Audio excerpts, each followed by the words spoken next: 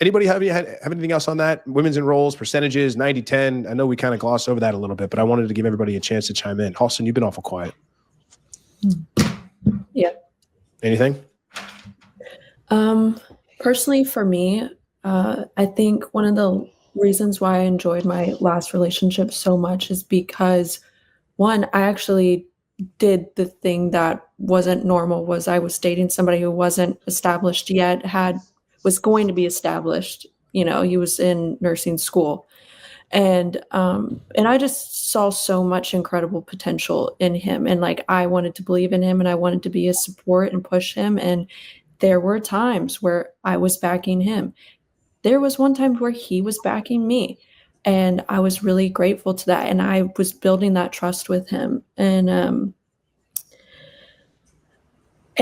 one of the things that like was kind of difficult in the relationship was there was like a lot of things where he really, really wanted to lead. There's some things that I was kind of like still stuck in my old ways, but I quickly snapped into it.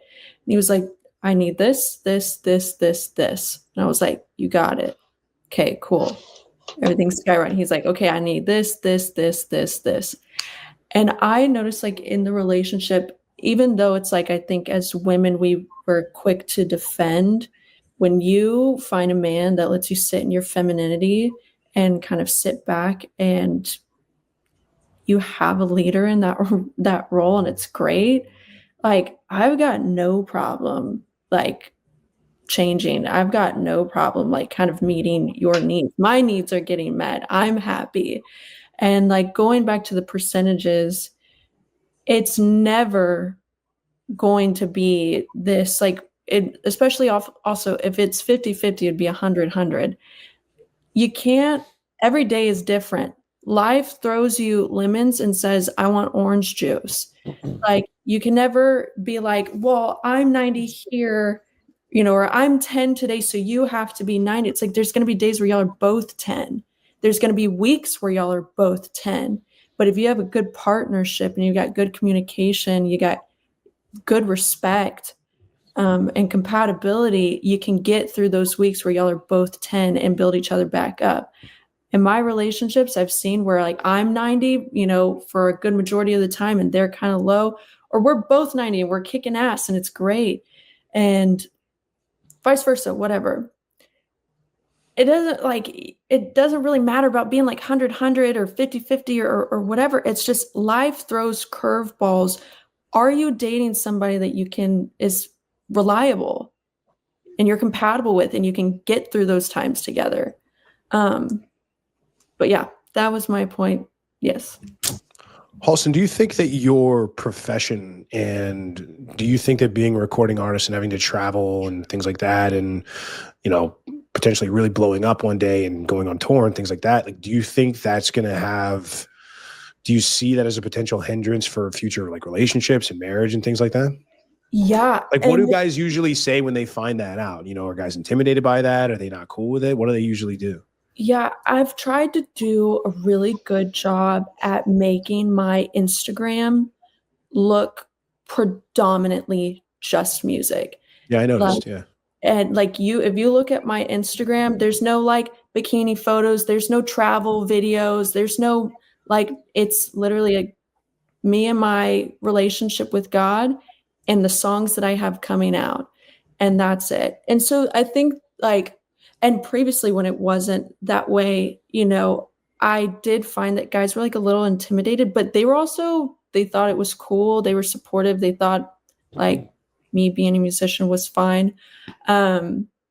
But yes, when you have like a following and you have a career like the career that I have, it kind of puts me into one category to end up with a certain type of guy that is like more confident or more secure within themselves of, dating somebody like me. And so I've kind of tried to dial it back a little bit. And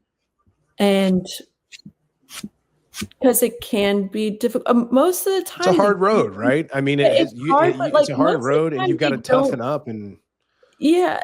Like, and most of the time they don't really care. But like my last relationship, my ex was kind of like, hey, these posts like, I'm not really cool with, like, I'd rather it, he gave me some examples of like, he was like working with me. I was like, yeah, like, absolutely. Like this post making you uncomfortable, like taking it down. Like, gotcha.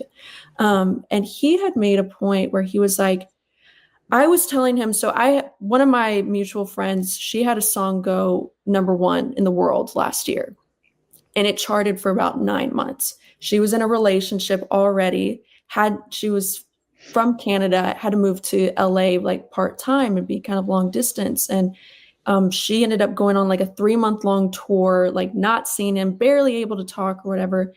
And I told him, I was like, oh my It gosh, happened. it's so crazy because I've known her for like 6, 7 years, and it was overnight her life changed. And I was like, it's as simple as that.